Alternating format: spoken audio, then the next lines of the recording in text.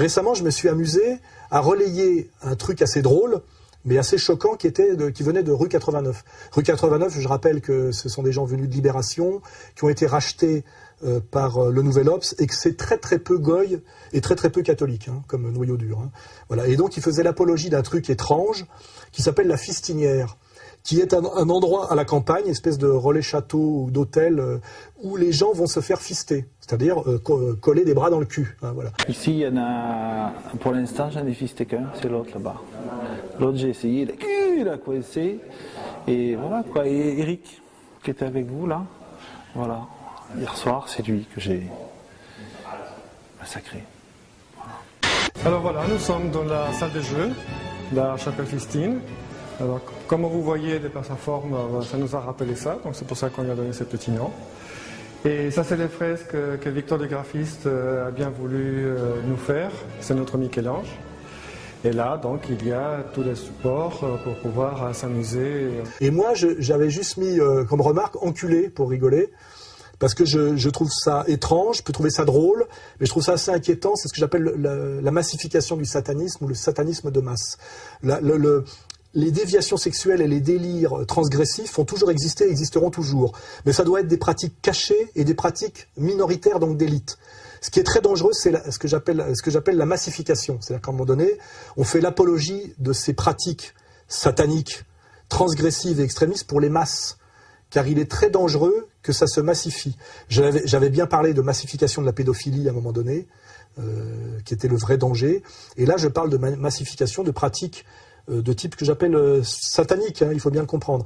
Et ce qui est bizarre, c'est que pour avoir relayé cette série d'articles, cet article et ces vidéos, que je n'ai fait que relayer, en plus ça venait déjà de Facebook, hein, donc j'ai fait que, je ne sais pas comment on dit, il y a un terme, ouais, enfin voilà, j'ai relayé un truc de Facebook sur Facebook, je ne l'ai même pas importé.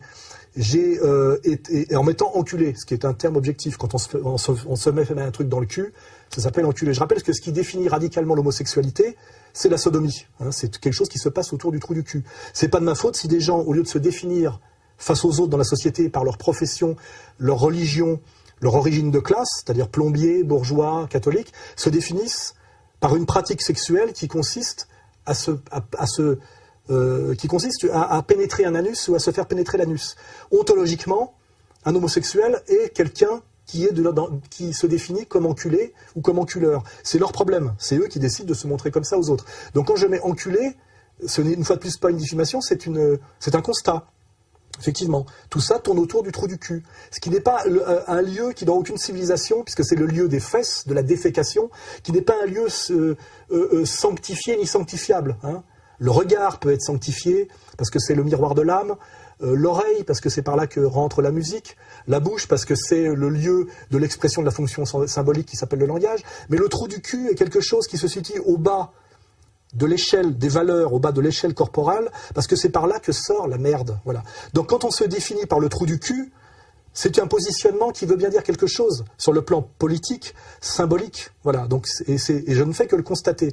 Donc ce qui est étrange, c'est que relayant cette apologie de la fistinière, on remettra le lien pour que les gens regardent ce que c'est, apologie faite par Rue 89 pour leur faire de la publicité, pour leur ramener du monde, où on explique qu'on jouit 10 fois plus en se faisant coller un poing dans le cul que par l'orgasme traditionnel. Enfin, il y a vraiment un prosélytisme de quelque chose qui est non seulement de l'ordre de la malsanité intégrale, mais en plus qui touche à la pratique illégale de la médecine, puisqu'il faut faire des lavements, etc. etc.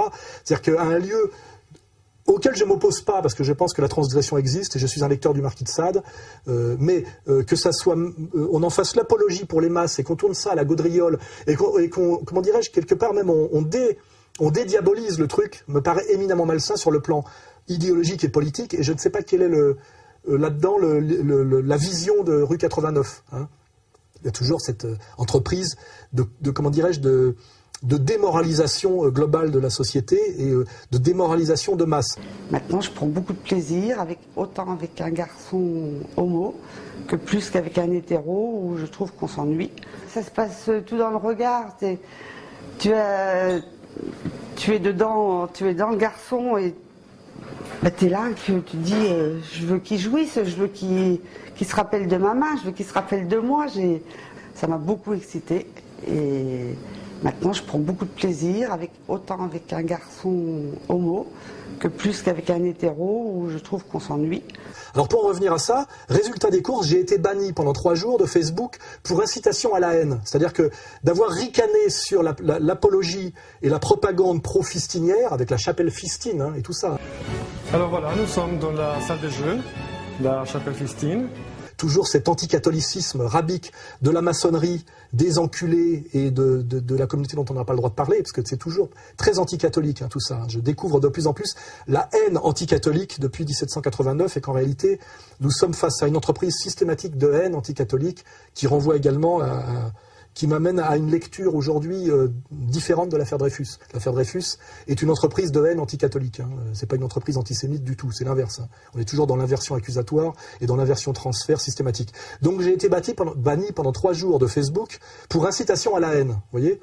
Et ce qui est étrange, c'est que en contravention totale avec les règlements internes de Facebook, au bout de 3 jours, j'ai en apparence récupéré mes pages, mais je n'ai jamais récupéré le droit de commenter les commentaires et jamais récupérer le droit de répondre à mon courrier. C'est-à-dire que, illégalement, Facebook m'empêche de fonctionner.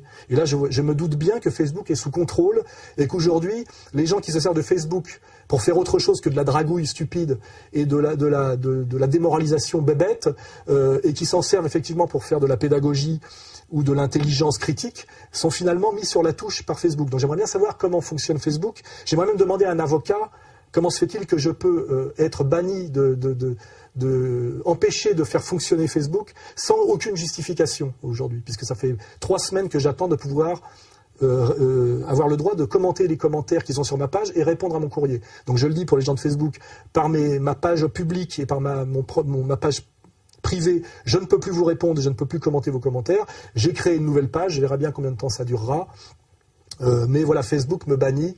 Effectivement, parce que je traite des enculés d'enculés, ce qui était quand même assez paradoxal. Voilà. Mais pas inexplicable quand on a la vision globale que j'ai, ce que j'ai compris et ce que je vous fais comprendre chaque mois un peu plus. Voilà.